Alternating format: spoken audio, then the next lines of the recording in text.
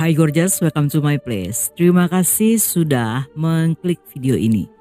Nggak pakai lama, watch.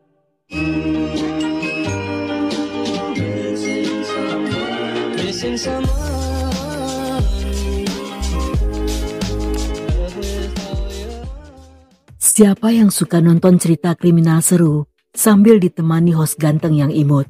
Mabar Kriminal punya dua-duanya. Alur cerita yang detail dan bikin penasaran, ditambah dengan host bersuara empuk-empuk nyes-nyes yang selalu punya cara lucu untuk menarik perhatian. Jadi kalau kamu mau cerita yang gak cuma seru, tapi juga bikin senyum-senyum sendiri, buruan pantengin channel Mabar Kriminal dan dijamin gak akan nyesel. Dan jangan lupa subscribe atau tinggalin jejak di kolom komentar agar si abang ganteng Mabar Kriminal semakin semangat ngonten dan upload setiap hari. Di balik senyum manis seorang gadis muda yang penuh impian, tersimpan sebuah rahasia kelam karena dia telah menjalin hubungan terlarang dengan seorang pria. Namun kisah cinta mereka yang penuh kepalsuan pada akhirnya harus berakhir dengan tragis. Si pria yang tampaknya memiliki bakat sebagai aktor murahan saat itu tidak mampu menahan cemburu dan memilih mengakhiri hidup gadis itu. Entah karena cinta ataupun ego, namun dia telah berhasil mengubah cerita cinta menjadi berita kriminal.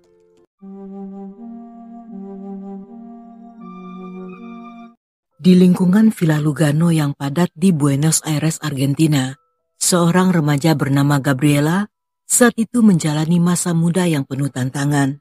Gadis berusia 18 tahun ini harus menghadapi kenyataan pahit saat kedua orang tuanya berpisah ketika dia baru berusia 6 tahun. Sejak saat itu, Gabriela dibesarkan oleh ibunya Liliana bersama dengan ayah tirinya yang bernama Garcia. Rumah mereka yang ramai dihuni oleh berbagai anggota keluarga, termasuk juga nenek dari pihak ibunya. Sedangkan di lantai 2 ditinggali oleh bibinya Isabel beserta dengan suaminya yang bernama Nestor, serta beberapa penyewa yang tinggal di kamar-kamar sewaan. Gabriela dikenal dengan sikapnya yang tenang dan sederhana. Dia menghindari pesta dan pertemuan sosial, serta lebih memilih untuk bersikap rendah hati. Riasan dan pakaian mencolok bukanlah merupakan bagian dari gaya hidupnya, dan dia sengaja menjaga jarak agar tidak menarik perhatian. Meskipun terlihat tenang, namun masa remajanya yang penuh gejolak seringkali memicu konflik dengan anggota keluarganya, terutama dengan sang nenek. Satu-satunya tempat Gabriela merasa nyaman adalah bersama adik perempuannya yang berusia 4 tahun lebih muda. Hubungan mereka sangat dekat sehingga sering berbagi harapan dan kegelisahan. Hingga pada satu waktu, ketika situasi di rumah semakin panas, kedua saudari ini membuat keputusan berani untuk meninggalkan rumah dan mencari kebebasan mereka sendiri. Selama seminggu Gabriela dan adiknya tinggal di rumah Marisol yang merupakan bibi dari pihak ayah mereka. Namun pada saat itu, Gabriela sangat ingin tinggal bersama ayah kandungnya yang dianggap sebagai pelarian dari tekanan di rumah. Namun keinginannya tidak terwujud karena sang ayah yang tengah terjerat berbagai masalah pribadi saat itu tidak bisa memenuhi permintaan tersebut. Memasuki tahun terakhir SMA, Gabriela merasakan beban yang semakin berat. Kondisi ekonomi keluarga yang sulit memaksanya untuk belajar secara mandiri. Dan tanpa akses internet di rumah, Gabriela dan adiknya sering menghabiskan waktu selama berjam-jam di warnet terdekat. Di tengah riuh suara permainan dan percakapan para pengunjung, saat itu mereka tetap berusaha belajar dengan sangat baik.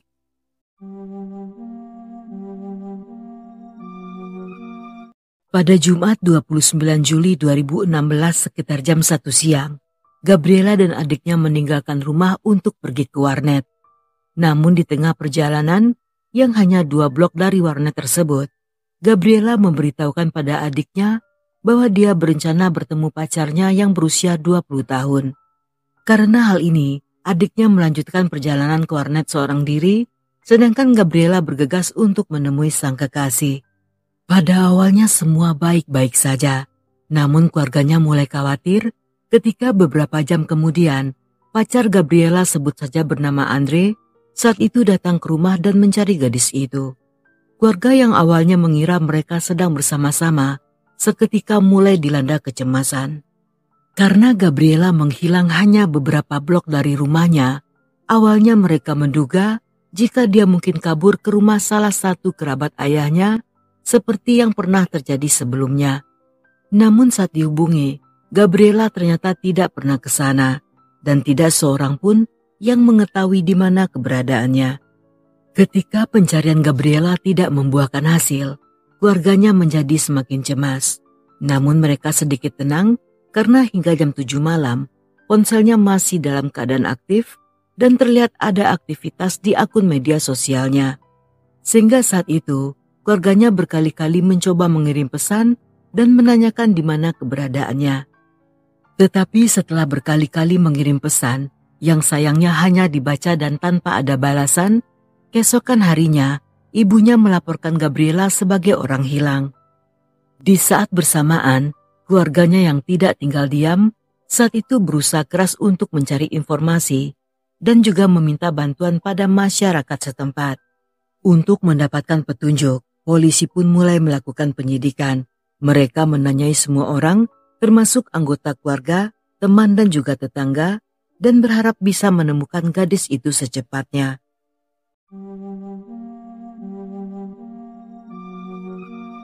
Di tengah kebingungan keluarga, mereka mendapat laporan dari salah seorang tetangga yang mengaku jika beberapa bulan sebelumnya pernah melihat Gabriela di dalam bus sedang bersama dengan seorang pria tua.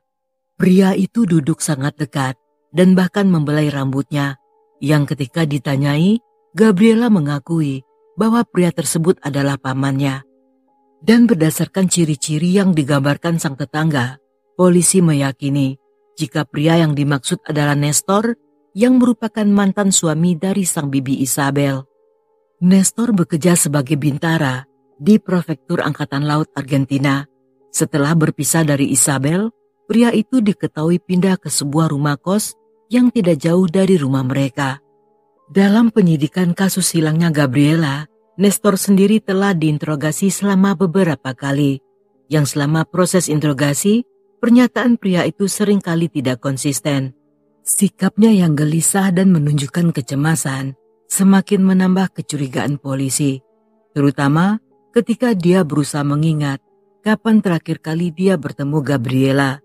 Meskipun penjelasannya meragukan, namun polisi terpaksa membebaskannya karena saat itu kurangnya bukti yang kuat. Namun ketika mendapat info terbaru dari tetangga Gabriela, polisi pun kembali melakukan interogasi. Yang kali ini dengan di bawah tekanan, Nestor tidak bisa berbohong lagi dan bahkan mengaku jika Gabriela sudah meninggal. Pada malam di tanggal 2 Agustus, polisi pun menggeledah kamar Nestor, yang di sana mereka menemukan jasad Gabriela telah dibungkus dengan menggunakan kain dan dimasukkan ke dalam 4 kantong sampah besar, yang sepertinya Nestor telah bersiap-siap untuk membuangnya.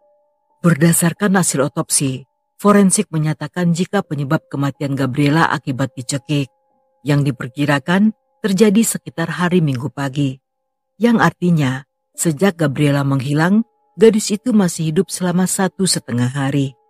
Para penyidik awalnya menduga bahwa kejahatan tersebut mungkin memiliki motif seksual. Namun apa yang mereka temukan bahkan lebih mengerikan lagi.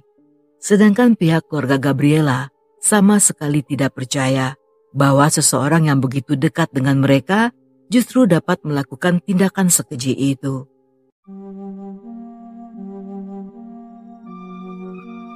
Yang terjadi sebenarnya jauh sebelum Nestor menikahi Isabel, dia telah tinggal di gedung yang sama dengan keluarga Gabriela. Dia merupakan seorang penyewa di salah satu kamar yang berada di lantai 2. Saat itu Gabriela masih berusia 13 tahun dan Nestor sendiri berusia 25 tahun. Walaupun pada awalnya hubungan mereka baik-baik saja dan Nestor menganggap gadis itu seperti keponakan sendiri, namun berjalan seiring waktu, dia mulai tergoda melihat kecantikannya. Dan tidak lama setelahnya, serta entah bagaimana caranya, tiba-tiba hubungan mereka berubah menjadi romantis. Walaupun menyadari hubungan tersebut sangat tidak normal, tetapi Nestor seolah hilang ingatan. Dalam masa-masa itu, Nestor secara diam-diam sering mengajak Gabriela ke kamarnya. Bukan untuk bermain kartu ataupun bermain gundu, melainkan menjadi guru pelajaran anatomi tubuh manusia. Namun pada satu waktu, adik Gabriela tanpa sengaja memergoki sang kakak yang secara sembunyi-sembunyi keluar dari kamar pria itu. Dan Gabriela yang takut ketahuan, berhasil membujuk adiknya untuk menyimpan rahasia tersebut. Setelah berhubungan selama 3 tahun, tiba-tiba Nestor berpacaran dengan Isabel yang merupakan bibi dari Gabriela.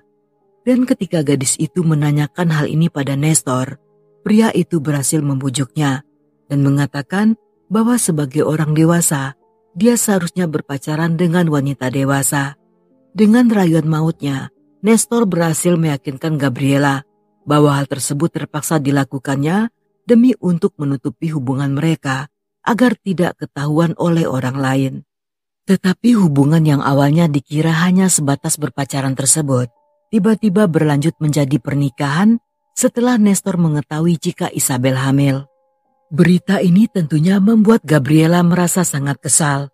Namun lagi-lagi saat itu Nestor berjanji bahwa mereka tidak akan pernah berpisah sekalipun dia telah menikah.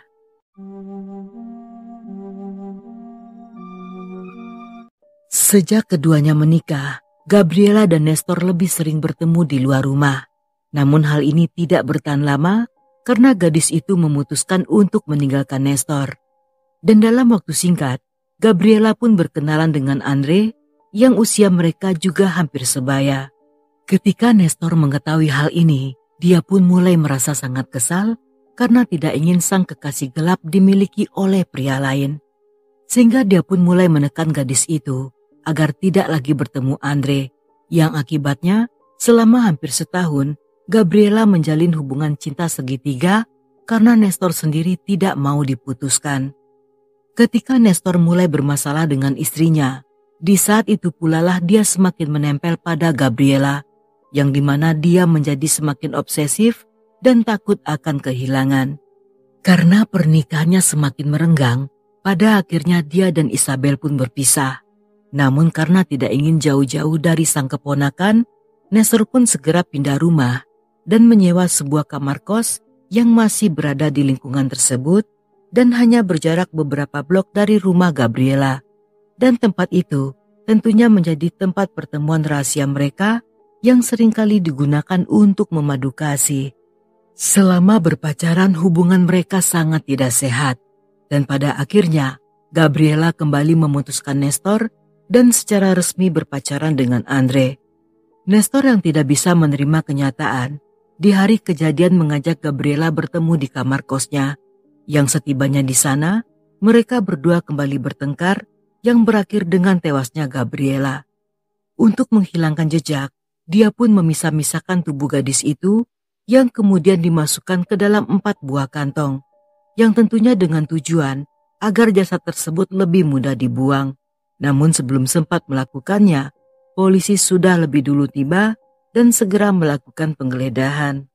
Saksian tersebut dibenarkan oleh adik Gabriela serta beberapa orang temannya yang mengetahui hubungan rahasia tersebut. Menurut mereka, hubungan pasangan itu sangat toksik.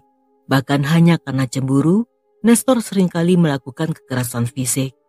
Bahkan hal ini bisa dibuktikan dengan temuan rekaman audio di ponsel Gabriela yang merekam saat Nestor sedang melakukan pelecehan verbal serta mengancam gadis itu.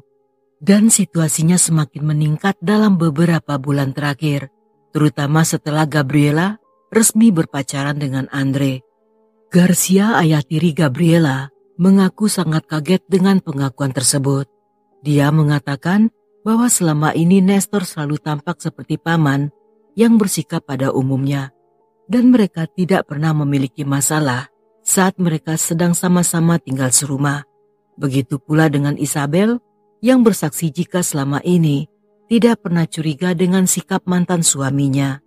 Setelah kejadian tersebut, Liliana, Garcia dan adik Gabriela memutuskan untuk pindah ke rumah lain.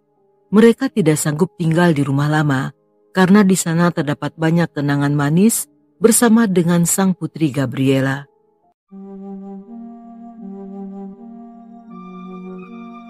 Dalam persidangan yang dilakukan pada Maret 2018, Nestor didakwa atas pembunuhan tingkat 1. Meskipun sebelumnya dia tidak memiliki catatan kriminal dan memiliki pekerjaan tetap sebagai anggota pasukan keamanan, namun hal ini tidak cukup untuk meringankan perbuatannya. Meskipun Nestor telah mengakui perbuatannya, namun beberapa waktu kemudian dia mencoba menarik semua pernyataannya dengan menyatakan bahwa dia telah dipaksa oleh polisi dan haknya untuk didampingi pengacara selama pemeriksaan saat itu juga telah ditolak. Nestor bersikeras bahwa hak-haknya telah dilanggar dan pada awalnya dia hanyalah sebagai seorang saksi dan bukan merupakan tersangka. Tetapi hal ini dibantah oleh pengacara dari keluarga Gabriela karena selain bukti ditemukan di kamar Nestor, hanya dialah dan gadis itu yang memiliki akses masuk ke kamar tersebut. Selain itu DNA Nestor juga ditemukan di bawah kuku Gabriela. Menurut sang pengacara, perbuatan Nestor dipicu akibat tidak terima setelah diputuskan oleh Gabriela yang sudah muak karena Nestor memandang perempuan hanya sebagai benda yang harus tunduk pada keinginannya. Dan Gabriela sendiri sudah tidak sanggup lagi menjalani hubungan yang selama ini dipenuhi tekanan serta ancaman. Dan Nestor juga memanfaatkan pengalamannya sebagai anggota militer dengan memilih lokasi yang dimana gadis itu tidak bisa membela diri. Selain itu posisinya sebagai aparat negara juga menjadi faktor pemberat tambahan, mengingat tanggung jawab moral yang seharusnya dia emban. Dan sebulan kemudian, Nestor pun divonis dengan hukuman penjara seumur hidup.